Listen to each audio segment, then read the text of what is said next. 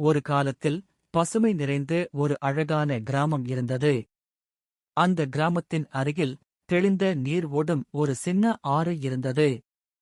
அந்த ஆற்றின் கரையோரத்தில் மரங்கள், பறவைகளின் கீச்சுச் சத்தம், மென்மையான காற்று எல்லாமே அந்த இடத்தை மிகவும் அமைதியானதாக மாற்றியிருந்தன. அதே கிராமத்தில் ஒரு நாய் வாழ்ந்து வந்தது. அந்த நாய் கருப்பும் பழுப்பும் கலந்த நிறத்தில், சின்ன கண்கள், கூர்மையான மூக்கு கொண்டது. ஆனால் அந்த நாயின் ஒரு பெரிய குணக்குறை இருந்தது.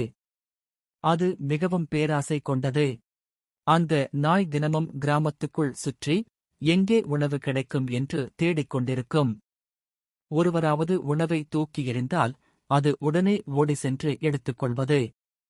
ஆனால் உணவு கிடைத்தாலும் அது திருப்தி அடையாது. இன்னும் கிடைக்குமா? இன்னும் அதிகமாக வேண்டுமே என்று அது மனதுக்குள் நினைத்துக் கொண்டே இருக்கும். ஒருநாள் மதிய நேரம். வெயில் சுட்டெரித்துக் கொண்டிருந்தது. அந்த நாய் ஒரு வீட்டின் பின்புறமாகச் சென்றது. அங்கே யாரோ மதிய உணவு சாப்பிட்ட பிறகு ஒரு பெரிய சதை நிறைந்த எலும்பை தூக்கி எறிந்திருந்தார்கள். அந்த நாயின் கண்கள் சந்தோஷத்தில் மின்னின. வா, இவ்வளவு பெரிய எலும்பா? இன்று நல்ல விருந்து என்று நினைத்தது.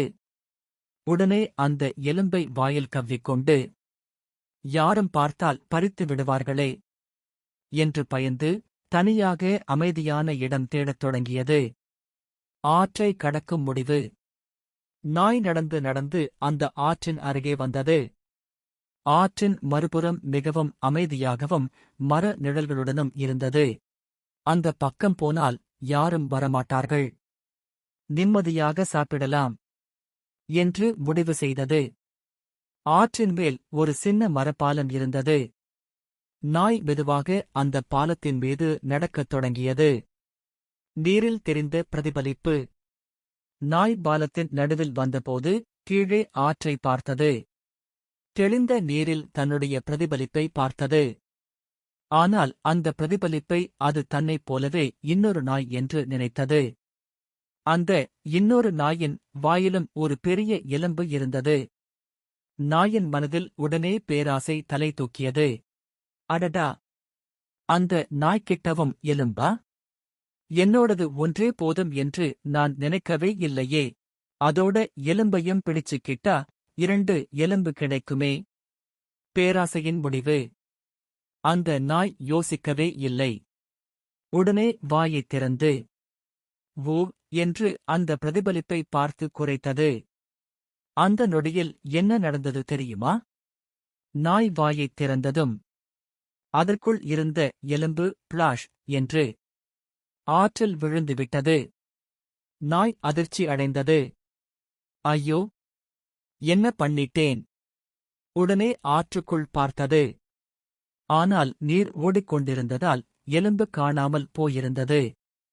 இப்போது நாய்க்கு புரிந்தது. அது பார்த்தது இன்னொரு நாய் அல்ல, அதன் சொந்த பிரதிபலிப்புதான் என்று.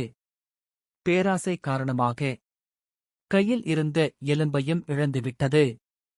பசியோடு, சோகத்தோடு, தலை குனிந்தபடி நாய் ஆற்றின் கரையில் உட்கார்ந்தது. என்னிடம் இருந்ததை நான் திருப்தியாக சாப்பிட்டிருந்தால் இப்போது பசி இருக்காது என்று மனதுக்குள் வருந்தியது. அந்த நாள் முதல் அந்த நாய் ஒரு முடிவு எடுத்தது. கிடைத்ததை மதிக்க வேண்டும். பேராசை கொள்ளக்கூடாது. பிறருடையதை ஆசைப்படக்கூடாது. மெதுவாக அந்த நாய் தன் வாழ்க்கை முறையை மாற்றிக்கொண்டது. கிடைத்த உணவை மகிழ்ச்சியுடன் சாப்பிட ஆரம்பித்தது. பேராசை பெரும் நஷ்டம்.